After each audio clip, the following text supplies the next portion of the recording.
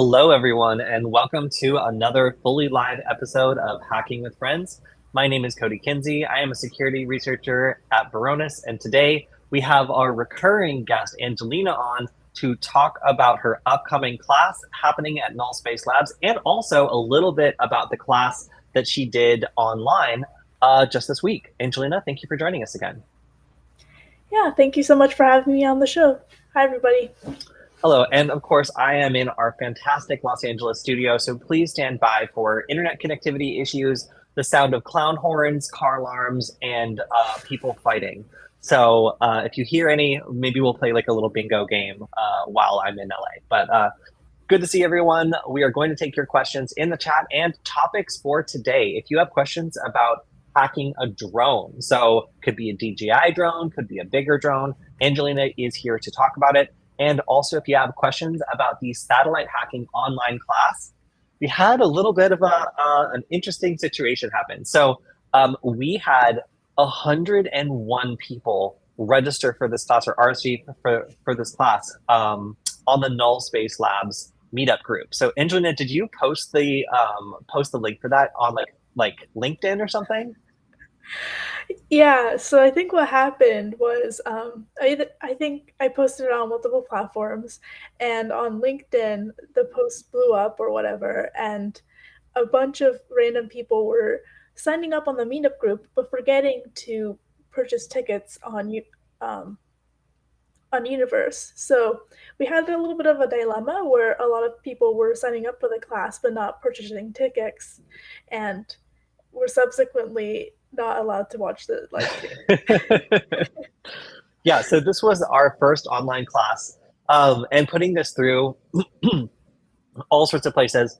The Null Space Labs community, the Cyber Weapons Lab community on Meetup, you guys also, and then also LinkedIn. Like this was a really good kind of just mix of people that ended up showing up. There were a lot of people from outside the country. There were a lot of people who could not physically make it to Null Space Labs, but were interested in the space. So it was really cool for a number of reasons. One, we got to teach so many more people. We had 30 people in this class. Null Space Labs is a pretty big hackerspace, but 30 people is too many. We cap our classes below that. So if you're going to be coming by the class on Sunday, right? Yep, Sunday. Then you're not going to see 30 other hackers. You're going to see like 20 or so, or maybe 25 at the max, because that's a lot of people to cram into a room. So we had really good feedback from the class. If you were in the class, please jump in the chat. Let us know what you thought.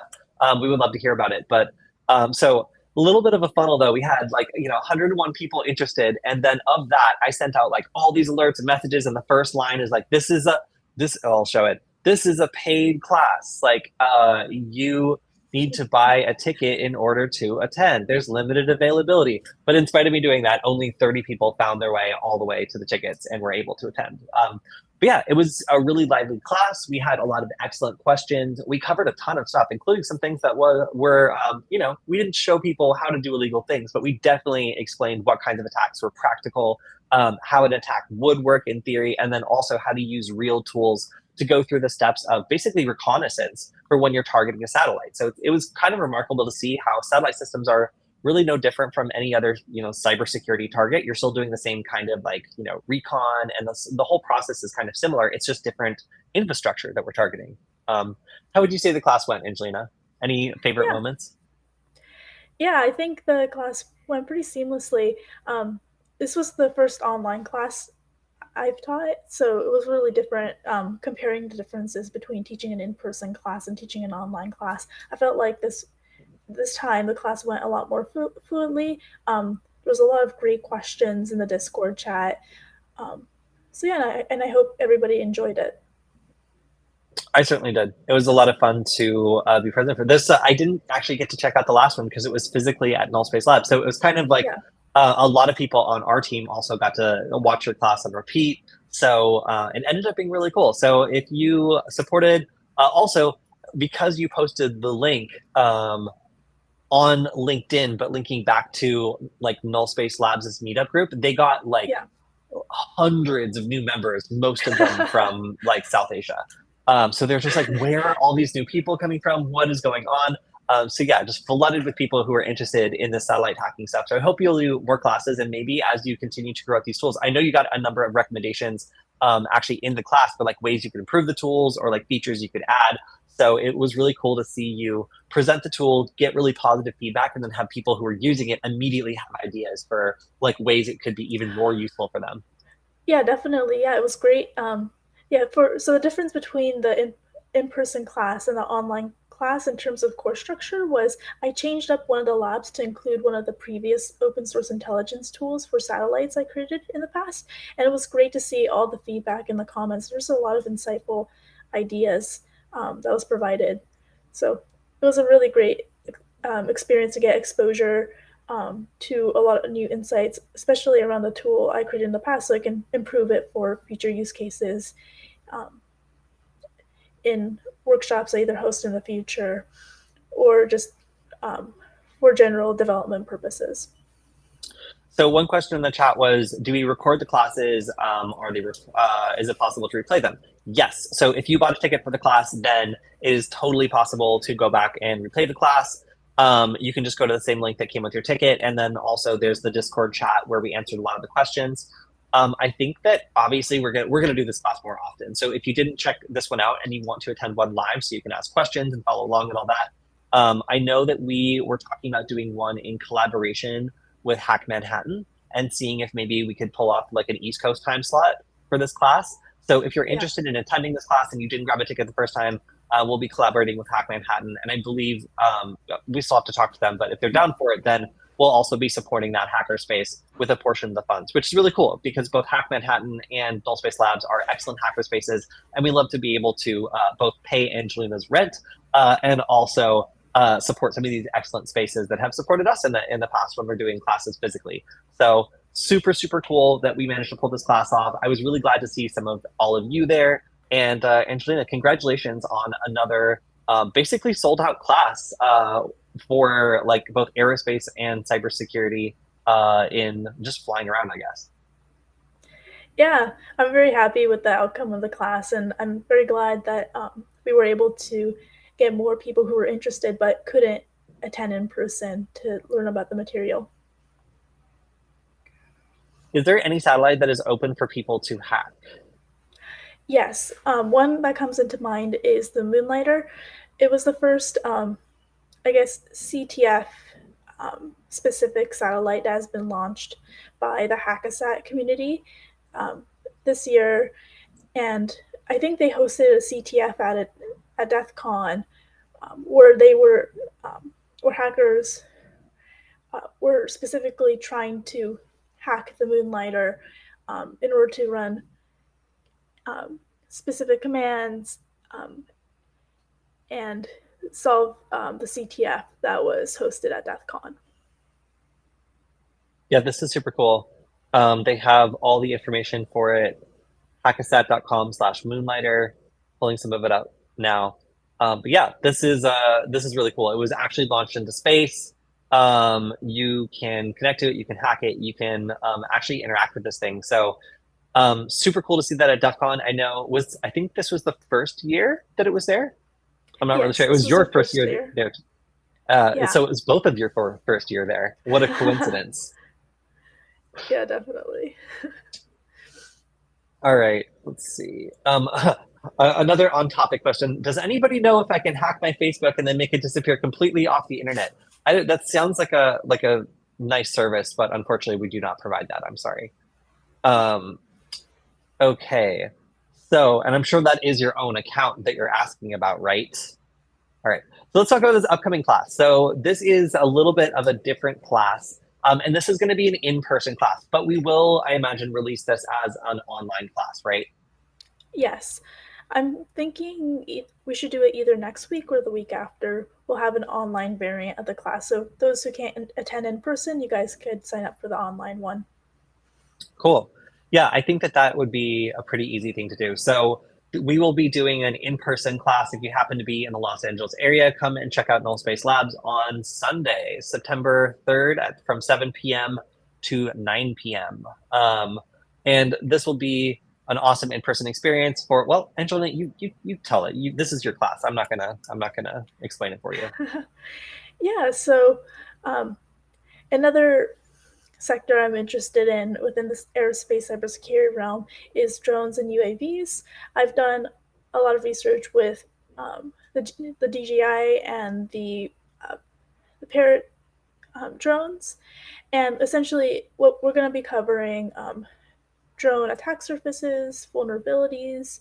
We'll be going over um, different labs where we'll be we'll be going for an interactive CTF where we'll be hijacking and trying to control a drone.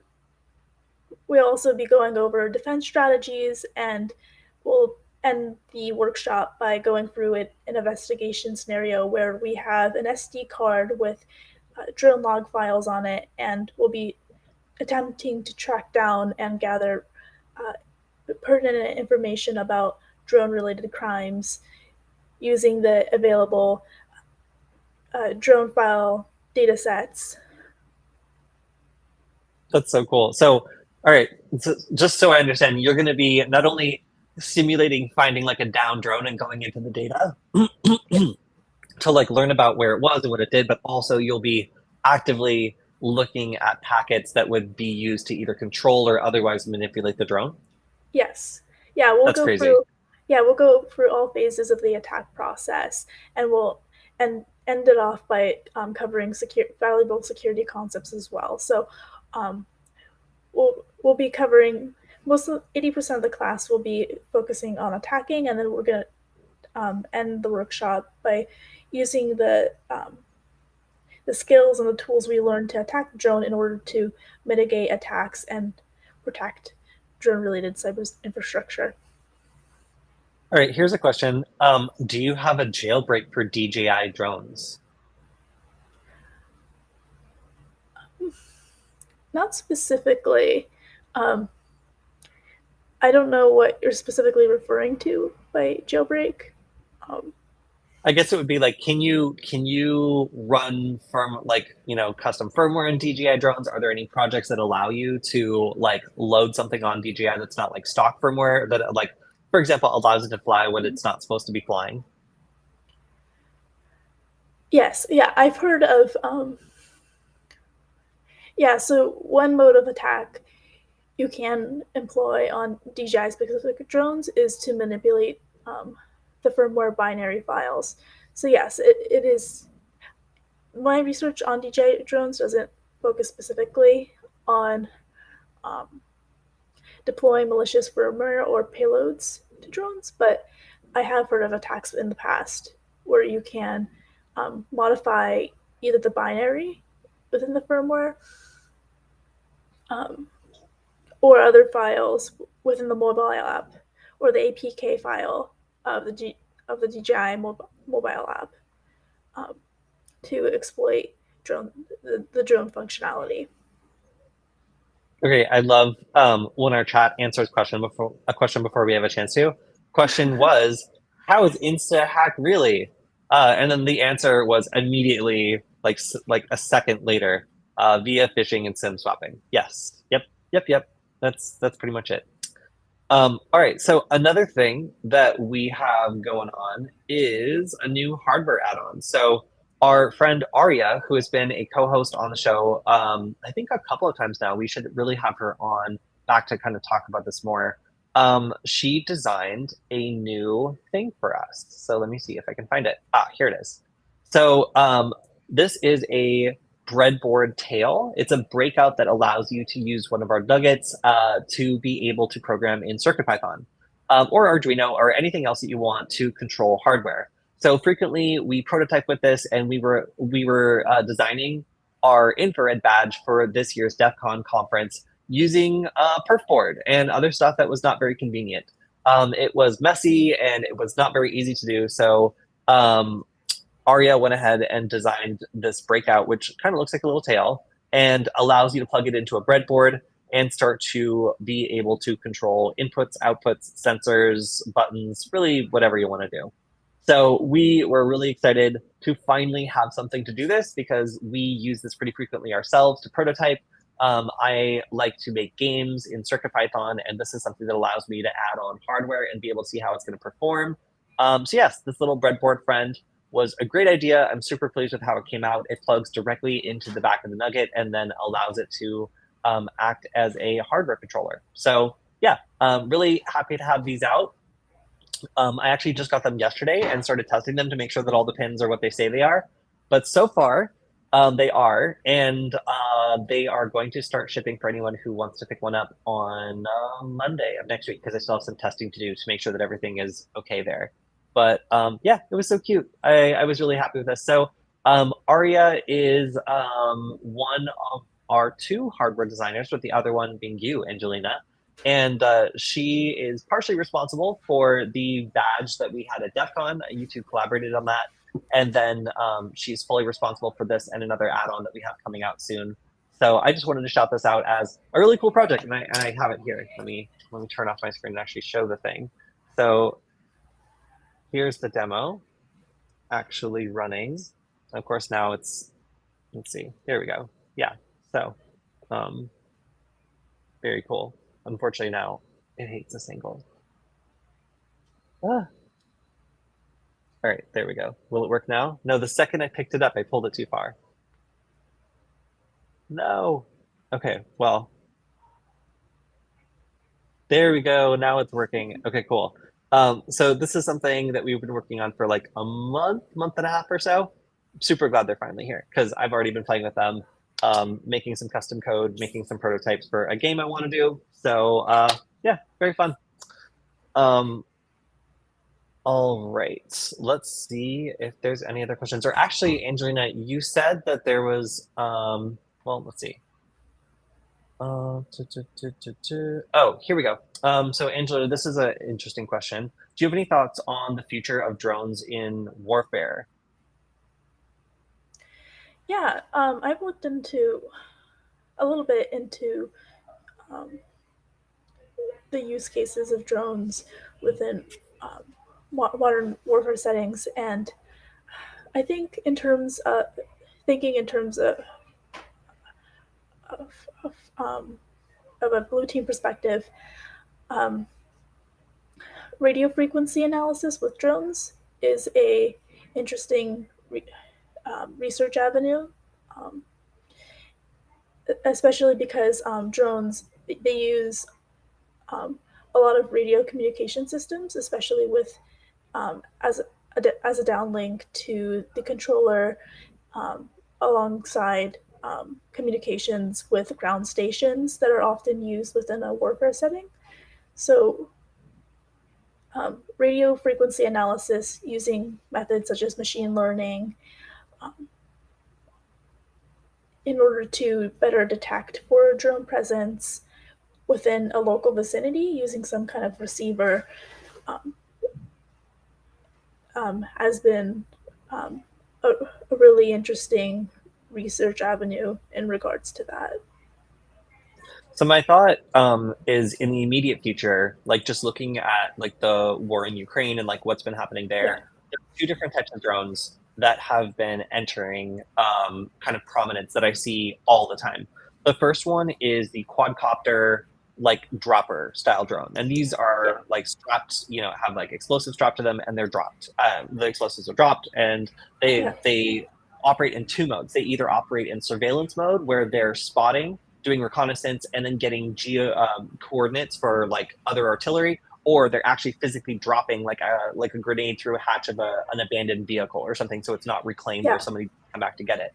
The second is kind of more recent, and that's FPV drones. Those are drones that are designed to go very fast, and they typically have things like the front of a rocket-propelled grenade strapped to them that's bigger, more powerful, and basically flies into the target in a suicide attack. Now they're called loitering munitions. So there's various levels of professionalism to these that are going out.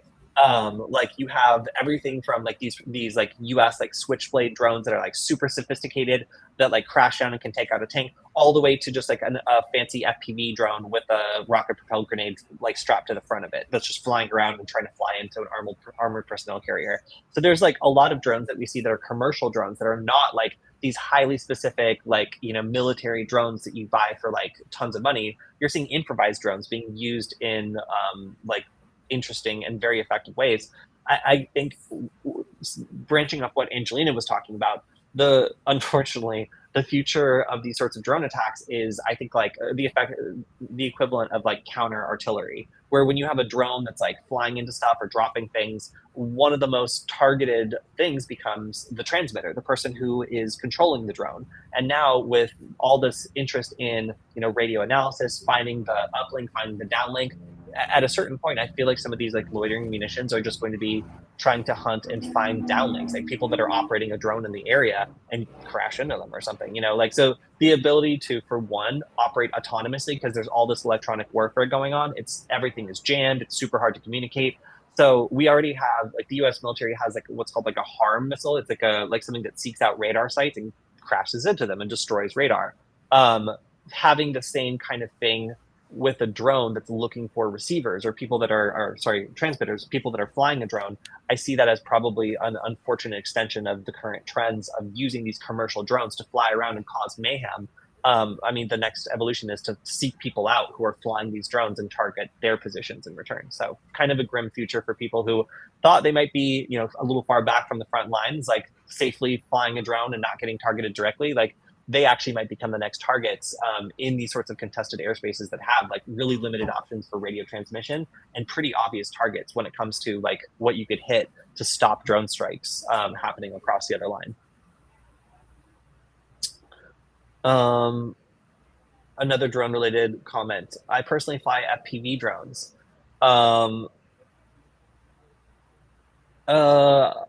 I imagine how easily you would be able to fly a dozen of these with a team of professionals and patrol multiple football fields for the territory.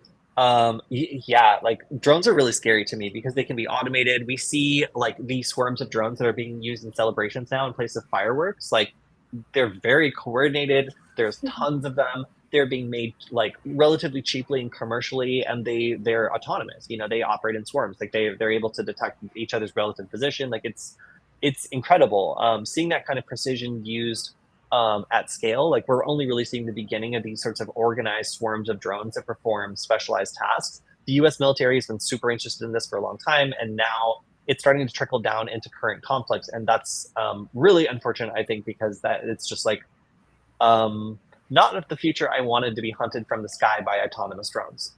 Like I thought that maybe I could live and die without experiencing that, but it seems as though it's arrived a little sooner than expected. Drones are scarier ever since Star Trek: The Next Generation.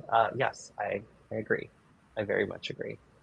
All right, another chat. A null byte compliment.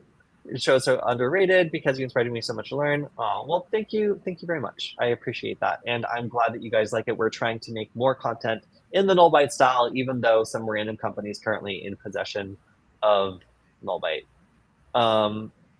Do you? All right, here's a question, Angelina. Do you think the stuff that Boston Dynamics are doing, are interesting? Is interesting? Yes, very much so. And it's really cool because Boston Dynamics, they've been around for a very long time. So seeing the evolution of their technologies, like I think the first variant of like a robot they made was like a little spherical thing that would just like jump up and down. And now they're making like these really robust like robot dogs or something that can do like backflips and go for rough terrain. So I think the technologies they're working on, although I'm not too familiar with them, are really interesting and worth pursuing. James said, "Does anybody remember that scary like fake drone video with the explosive? That's a scary potential future." Yeah, so there was this video going around. Angelina, do you remember this video that had like the facial recognition drones with explosives in them? I think I remember seeing that. Yeah. Yeah, so it was basically talking about how we actually have the technology to build these sorts of like swarming, low cost, like deadly drones that have like facial recognition ability and would be like very difficult to fight back against. They're just frightening little devices that are technically possible with today's technology. Um, it was arguing basically for regulation and for being able to like start to keep an eye on these sorts of things because automated weaponry like that has the potential to be used very selectively.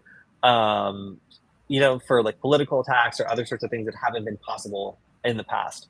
So yeah, very, very frightening and definitely something that deserves having some debate around like while we're creating these autonomous drones, like where exactly should they be limited to? Like everybody agrees that like, the fireworks show replacement is generally better. There's less fires, like maybe a couple drones get wet. They're usually done over like lakes and stuff, but like overall like less risky than like a giant fireworks show. But we might not agree with some of the other uses of like swarming drones, like police using them or something like that. Um, okay, here is a thorny question. Do you think that the government should be allowed to have drones/robots that make their own decisions?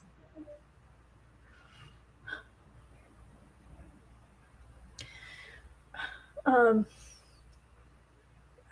oh man, I think by making by making their own decisions, I'm interpreting that as like being able to think autonomously. Um, as long I as would there's enough, I would also yeah. interpret it as like having permission to potentially like arrest or kill you, like if need be, which Okay, okay. which which is a real topic. So this might sound far fetched, but the city of San Francisco and the city of Oakland both had like a lot of news around the fact that they have a robot that is capable of being lethal. So there's an attachment to their bomb disposal like unit that is just a shotgun, and they're like, "We want to use it. We want to buy this." And everyone was like, "Okay, we bought you this robot with the intention of you like using it to take apart bombs. Like we didn't necessarily think about you strapping a shotgun to this robot and rolling around with it, like and potentially like killing people. Like that's like a whole different discussion." So that is the discussion that's kind of happening now in a lot of cities is they're getting these devices that are potentially lethal. And currently, of course, the debate is around like should you even have a robot with lethal capabilities, like an autonomous, like a remotely operated lethal robot?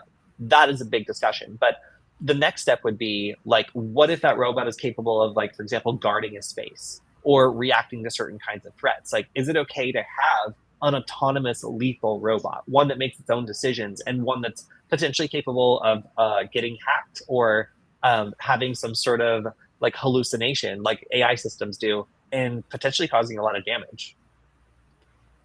Yeah. Um, I think what we should consider before moving on to developing drone systems with lethal capabilities is fine tuning like reconnaissance and surveillance drones and the regulations around those, because that would be the first step um, in regards to like drone presence in um, federal systems and for managing and reacting to crime. But even around that, there's a lot of contention and debate around the ethics of recording people. Um, but yeah, like before implementing lethal systems and drones, we should definitely fine tune the current systems we already have and the regulations that are already in place. Yeah, yes. I think that the way to solve crime is not to just shift the burden of like attacking to like robot dogs. Like that's not. I don't want to Yeah. live in a criminal justice system run by robot dogs. I don't know if anyone here does, but if you do, then we fundamentally disagree on that future. Um, yeah. So drones are definitely taking over. Like it's something where in like heavy industry, we have industrial drones and not very well established. In all sorts of places, we have like commercial drones, and then we're seeing them in the military. This is something that a lot of people are super interested in. Did you have a demo or anything you wanted to give a peek of your upcoming drone hacking class? Yeah. So for the drone hacking workshop, I just wanted to give like a sneak peek into one of the labs we're going to be doing in person. So I'll share my screen. All right. Kody, can you see my screen? Yep, sure can. Okay. Let me share this slideshow.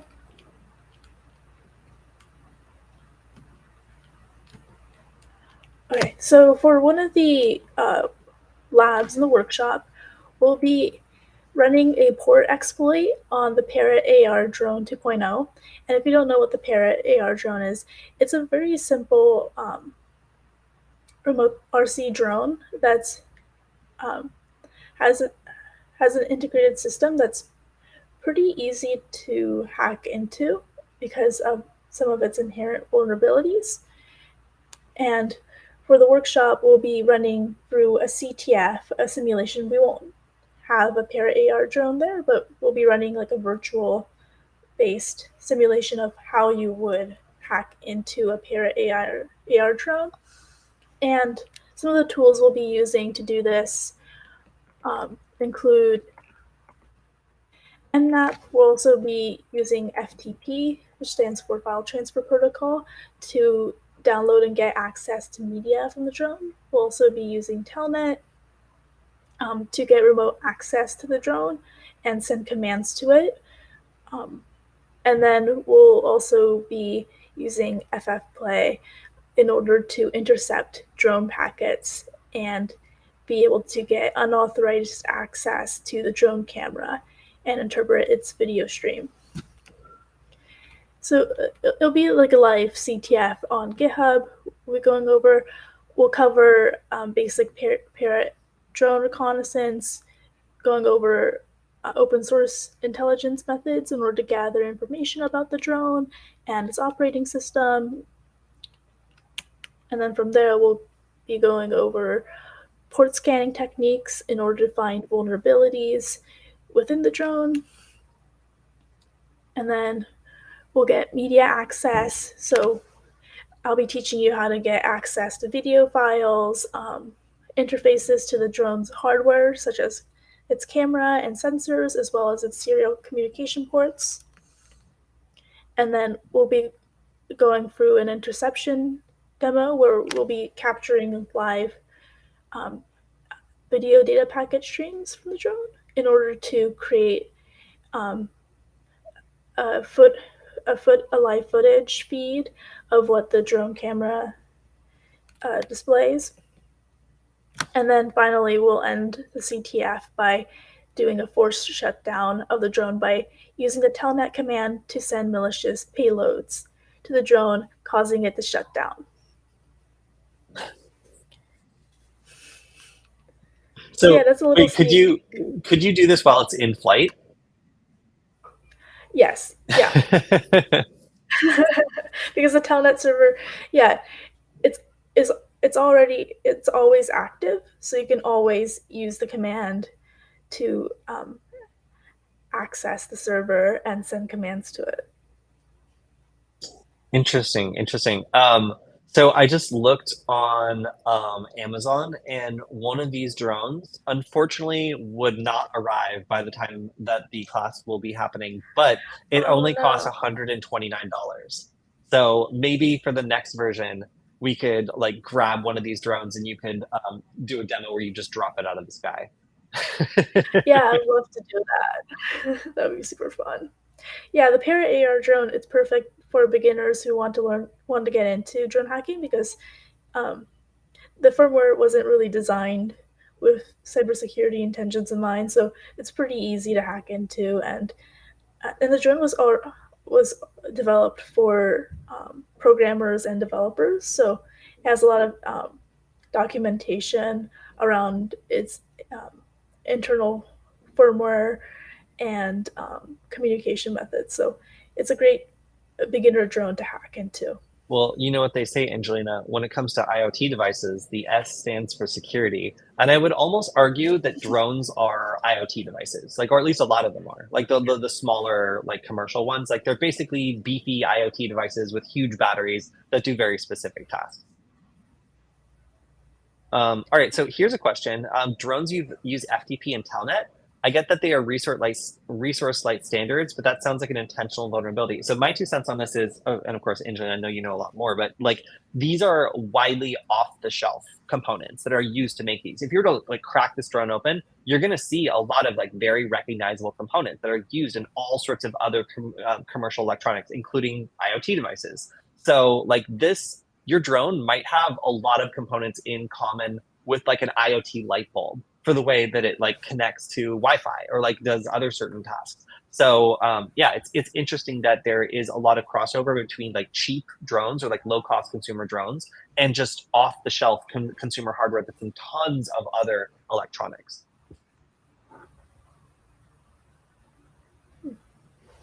Angelina, what would you have to say in response to being surprised that drones are using FTP and Telnet? Yeah, I think, like you said before, Kody, um, a lot of drone components are highly variable and up to the manufacturer and the company that develops them, and the company that developed the Parrot AR drone intentionally had it wasn't meant to be a consumer drone from the beginning. It was meant specifically for developers. So it makes sense that um, they left some ports open, such as the FTP server and the telnet. All right, we've got another question. This one about Wi-Fi hacking. The question is, when you're doing Wi-Fi hacking for passwords, do you use a proxy chain, a VPN, or what do you normally use? Because sometimes I want to test things, but I'm scared of getting in trouble. Okay, for one, make sure that you're doing something that you're not going to get in trouble for. Like, if you're harvesting Wi-Fi passwords, make sure you have permission.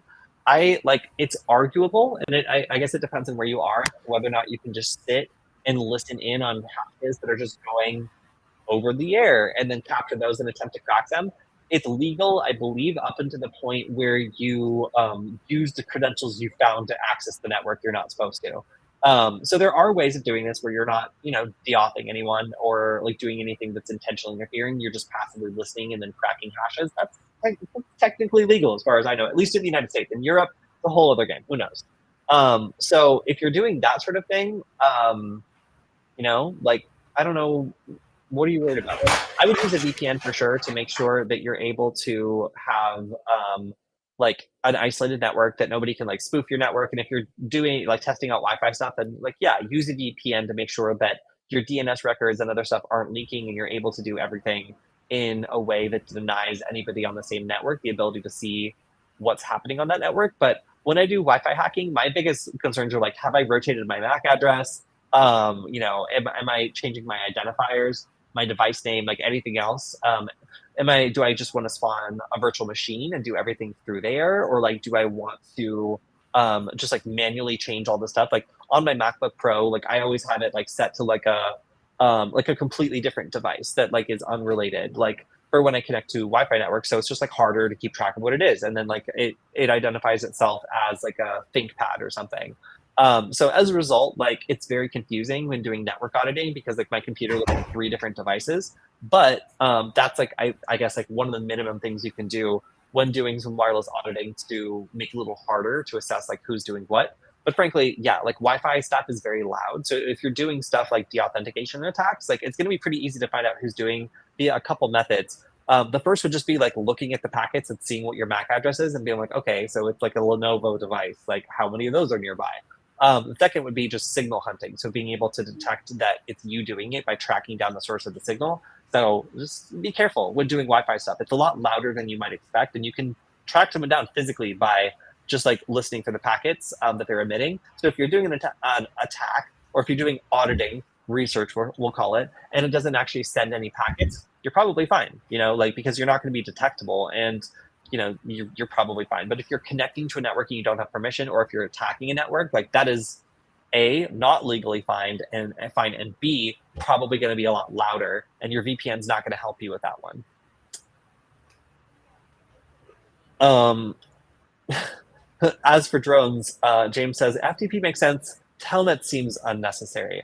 There's a lot of debugging and other sorts of issues that are getting sorted out by the manufacturer where they don't want to have some like special second firmware that they flash to this. They want to be able to take the production firmware, which may or may not have a bug, log into it and like look at logs and like, do other troubleshooting things. So as a result, like, yeah, you'll have FTP, you'll have Telnet, and sometimes the electronics are just like not heavy enough to be able to do like SSH or some of the things you would expect like that might up the security a little bit. So you'll get older standards like Telnet, which has been around for a really long time, and have very poor security and allow for brute forcing attacks and other things. So yeah, no, they still use Telnet. In fact, Telnet is extensively used because people assume, they make the assumption that anybody connecting to the drone is an authorized user.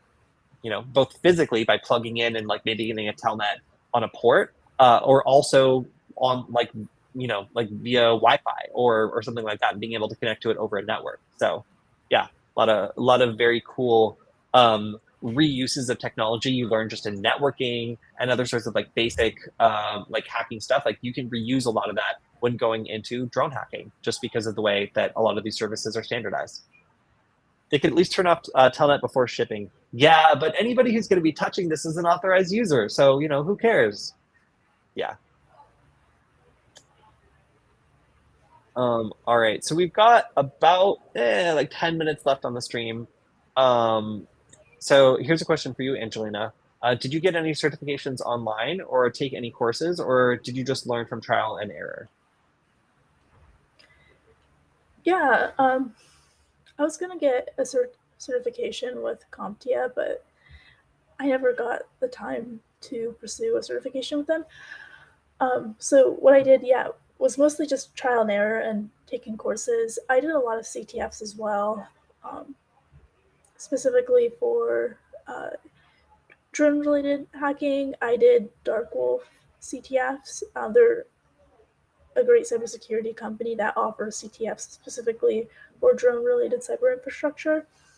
Um, yeah, and then from there, I just read a lot of research papers and I also conducted my own research as well. So what I did to learn about reverse engineering with DJI drones was I took my DJI Mini 2 and I used Wireshark to try to reverse engineer its packet content. So I would say a lot of just interactive CTFs and attempting my own research and developing my own projects is how I was able to learn about all these interesting concepts in the field. Favorite place for a CTF? For drone related hacking, I would recommend Dark Wolf Solutions. They have a lot of great resources for drone specific um, security and vulnerabilities, and I learned a lot by doing their CTFs. What about in general? In general, I've done, what was it called? Pico CTFs before. Also, Hack the Box. I've done a few more. Um, there's one reverse engineering specific one I've done in the past. I can't remember the name off the top of my head. And for satellite hacking, Hackasat CTFs, just going over the previous CTFs they've done over the years has been really helpful. How about you, Kody? I haven't done a lot of CTFs, honestly. The only CTF, see, I've made a CTF, and that's one thing that that was really fun. We made the damn vulnerable nugget CTF earlier, and then updated it this year, just to teach people the basics of like web application pen testing, because I think it's really fun, and OWASP Zap is really fun, and I like it. So yeah, the damn vulnerable nugget, my very own CTF is going to be my pick, even though that's very biased, obviously. Um, oh, so one thing I That's also wanted to shout out again was our Discord server. So now that the nugget.lol, that's nugget.lol short link is working again, you can feel free to join us if you want to continue the conversation after the stream. And I just wanted to show the inside of the soda machine. So Angelina, did you get to see the soda machine at DEF CON? No, I didn't have the time to. Okay, all right, let me show this off. So Soda Machine was the Shell on-demand application, and it's designed to look like, a regular drink machine. It's in the chill-out room. You put in $1, and it you pick Dr. Cali, Debian Red. I use Arch, by the way. and it will provision a virtual machine for you and then print out the login credentials. So over the local network at DEF CON, you can connect to it and get a shell and then participate in the CTF. So like super, super cool concept, but they actually like opened it up and you can see what it looks like inside. So I really wanted to see what it looks like inside, and it's just literally just a server rack, like all the stuff you need to communicate with the local network. All the stuff is so cool. It's really, really awesome. This is apparently the second year that it's put together, and according to this video, it is very, very hacked. Like it is like, there's like a Raspberry Pi and some other random stuff in here, kind of like stringing everything together. So I was so curious about what the inside of this looked like. I really wanted to see like how it worked and all that, because of course, like as a hacker, I'm like, it looks so smooth in execution. Like the outside of it just looks like perfect. Like, what does the inside look like? I bet it's horrible. And like, I was not disappointed. Yes. Although I have to say the cable management is really great. He was like talking a bunch of smack about how this is all hacked together and it sucks and whatever. But no, I actually, I think it's great. Like what I think is funny is just like how many different technology systems are all interacting back here in order to provide what looks like a seamless experience, but instead is just like a hijacked drink machine with the server kind of strapped together. But yeah, I was very much enchanted by this. I thought it was one of the coolest projects at DEF CON. Aside from the Hackasat, which obviously was very, very cool, and a lot of people were really interested in, the soda machine was also really great. So this was shared by a member of our Discord community, Pseudo Veggies, I believe. Yes. So thank you for that. You can join us to see more of this great stuff and also announcements when they go out. I believe last night I announced these add-ons, which were really cool. And so if you want to be the first to find out about some of this stuff, let us know the things we should be covering on our news stream, voice your questions, and also get feedback and answers from people who are in our Discord community. You can do that at nugget.lol. I think that we are just about out of time. So if you want to support the stream, there's one really easy way you can do it. You can go in your browser and go to varonis.com/Kody. That's Kody.